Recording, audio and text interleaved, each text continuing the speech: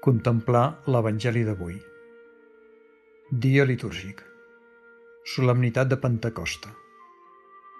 Text de l'Evangeli segons Sant Joan. Al capvespre d'aquell mateix dia, que era diumenge, els deixebles, per por dels jueus, tenien tancades les portes del lloc on es trobaven. Jesús va arribar, es posà al mig i els digué: «Pau a vosaltres». Dit això, els va mostrar les mans i el costat. Els deixebles s'alegraren de veure el Senyor. Ell els tornà a dir: «Pau a vosaltres. Com el Pare m'ha enviat a mi, també jo us envio a vosaltres». Llavors va alenar damunt d'ells i els digué: «Rebeu l'Esperit Sant. A qui perdonareu els pecats, li quedaran perdonats.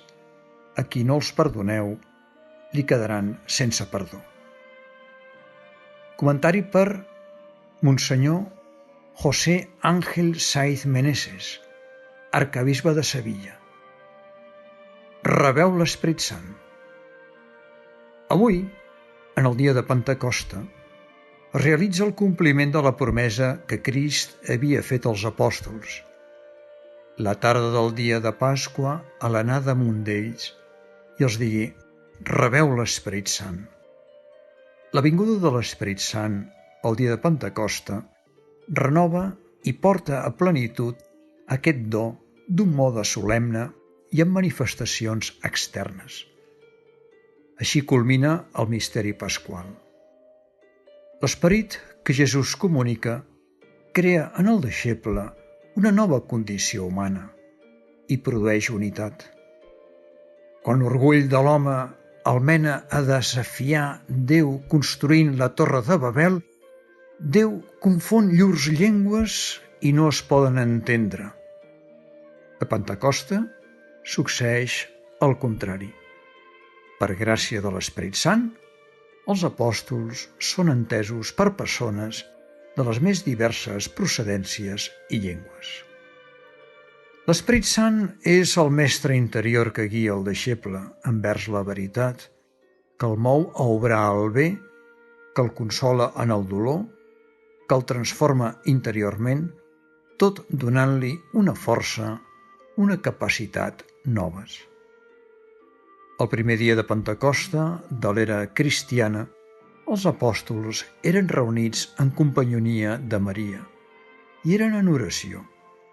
El recolliment, l'actitud orant és imprescindible per a rebre l'Esperit. De sobte, llegim els Fets dels Apòstols, com si girés una ventada impetuosa, se sentí del cel una remor que omplí tota la casa on es trobaven asseguts. Llavors se'ls van aparèixer unes llengües com de foc que es distribuïen i es posaven sobre cada un d'ells. Tots restaren plens de l'Esperit Sant i es posaren a predicar valentment. Aquells homes, atemorits, havien estat transformats en valents predicadors que no temien la presó, ni la tortura ni el martiri. No és estrany, la força de l'Esperit era en ells. L'Esperit Sant, tercera persona de la Santíssima Trinitat, és l'ànima de la meva vida, la vida de la meva vida, l'ésser del meu ésser. És el meu santificador, l'hoste del meu interior més profund. Per tal d'arribar a la maduresa en la vida de fe, cal que la relació amb ell sigui cada cop més conscient, més personal. En aquesta celebració de Pentecosta hem d'obrir les portes del nostre interior de bat a bat.